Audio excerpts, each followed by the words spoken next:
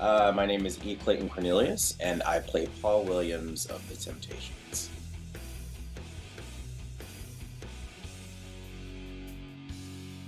How's it going? Awesome. It's going good. How are you? I don't have as great as a background as you in my Huntsville, Alabama hotel room. Looks amazing. And this background is totally fake, so don't worry. Oh, okay. Now I'm Yeah. seeing it. When it Okay. gets really close, I can't like gesture Yeah. too close, otherwise it Well, it looks kills the illusion. fantastic. Very excited that Ain't Too Proud is coming to town. I know this show has gotten a lot of really awesome buzz around it. I know Houstonians are going to be really excited to see it. This show is going to give us this really great look behind the curtain of the rise of this iconic Motown group, The Temptations. For you, when you joined this production, how familiar were you with their story? I mean, I kind of grew up with the Temptations. My father was a big Temptations fan. He was an old school cat, as you would call it. He used to drive around in his Cadillac that he used to lease and get a new Cadillac every every year or every 2 years. And I would be this little boy, in the passenger side, and he used to listen to the Spinners, the Four Tops, the Temptations, all on cassette tape. And that was his favorite group. So I came up, listening to this type of music, Motown.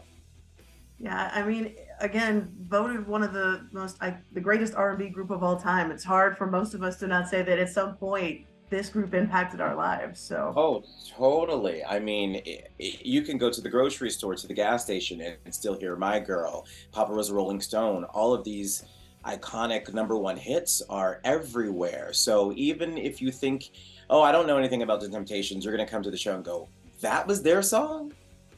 So yeah, yeah. that is one of the things I actually really love about productions like this, that, you're going to come to the show and you're not going to realize just how much of the music you actually already know and are aware of. Yeah, yeah, I totally agree with you. Yeah, I think just me doing a lot of, I guess you can say, jukebox musicals. I don't like to call our musical a jukebox musical, but it is the roster of the Temptations of Motown. So I mean, technically we are. And a lot of people who do come to see these types of shows don't really realize how many songs come from said artist, And the Temptations have, I think, 23 number one hits, 24 number one hits. So yeah, so you're going to hear something you've heard before. Well, and the other thing I kind of love about shows like this is like you guys are telling the story of the history of this group, but you're also like, there are moments in the show where you're just going to feel like you're at a concert and you're going to forget that, hey, for a second here we were learning about the life and times of these guys, but now we're just in it and we're in the moment. I mean, do you feel the same way?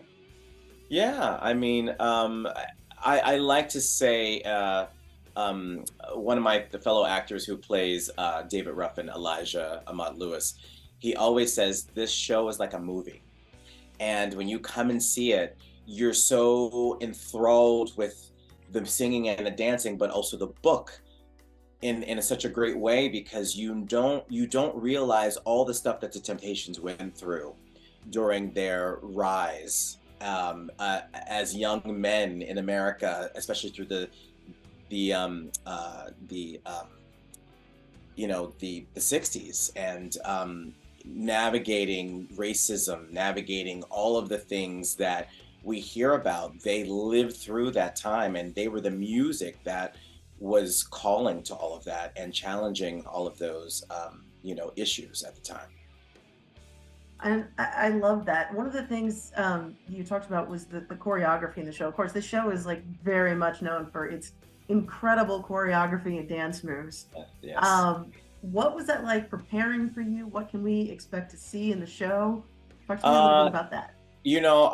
I was fortunate enough to be a part of the original Broadway cast. I think I'm the only member of the company who was there from the very, very beginning. There's a few others who came into the show later on. But I was there, creating the show with Sergio, with Des McAnuff. And this choreography is unparalleled. It is really fantastic. If you look back at all the old Temptation tapes or something on YouTube, you will see all of that simple, smooth choreography heightened in our choreography and go, oh, I totally see where he took that and where it went.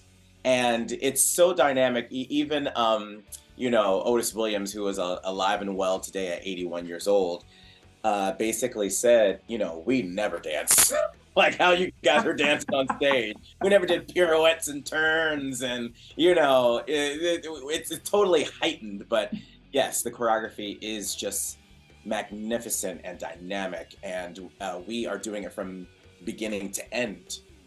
So we begin with it, and we end with a blast.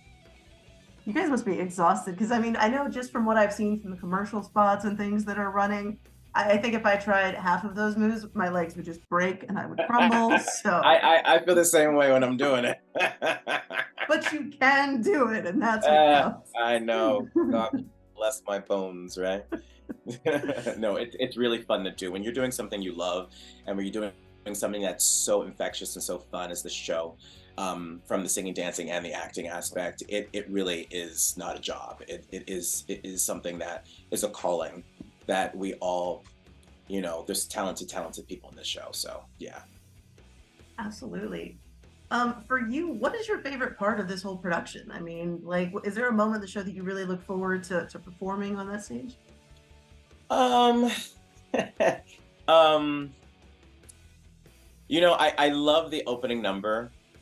Funny enough, oddly enough, I love the opening number when the five guys make their way in all together and we do our first number. And that's how we do it, our first number. There's no what would you call it? There's no what's Like the an music at the intro or beginning? like Yeah, there's no prologue, there's no anything to the show. There's no, the musicians aren't paying a long drawn out, music interlude. We are it's just the five of us singing one of their first number one hits. I And love. it kind of introduces all of us as a group, and then we start telling the story. So I love the beginning. Yeah.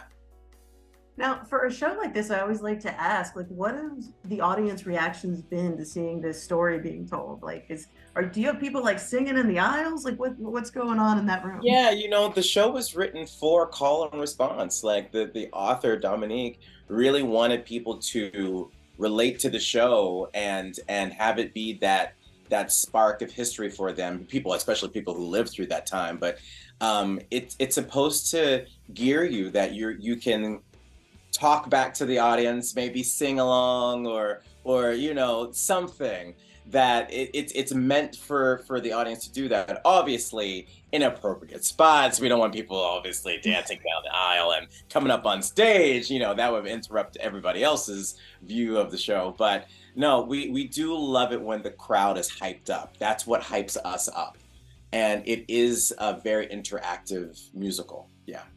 I love that. Um, I always kind of like to wrap things up a little bit with this question.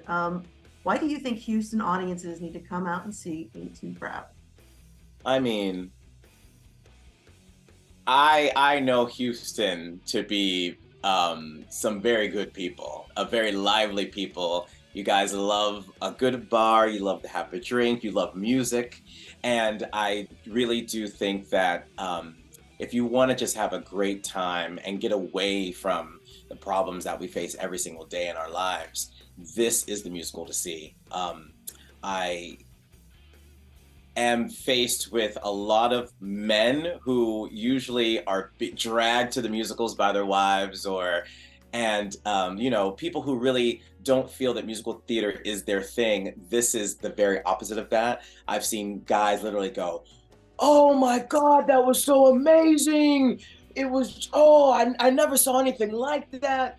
And I think people connect when they see it. It's just five guys on stage who literally walk this earth and walk these streets. And we are telling the true story from A to Z, and we leave nothing, no stone unturned. We leave nothing unturned. So you get to see everything raw and real, so it is like a movie. All right. Well, I know I'm very excited to see the show, and I'm sure that Houston audiences are also very, very hyped to see this Yeah. production. Yes. Um, you guys need to come on out. Check out Ain't Too Proud. It is Yeah. playing August 8th through the 13th at the Yes. Hobby Center. You can come get your ticket to Broadway at thehobbycenter.com. Thank you so much for talking with us today. I really No, appreciate you so much. no, thank you so much for having me. Forget Netflix for the evening. Come and see Ain't Too Proud. See something, see some live theater, see some live entertainment, see some talented men. We'll make you happy. I love it. All right. There you have it, guys. We'll catch you guys next time. This has been Ray, Houston Film Fanatics, and we'll see you real soon. All right. Thank you so much. Bye-bye. Thank you so much. You have a great day, okay? Okay. Bye.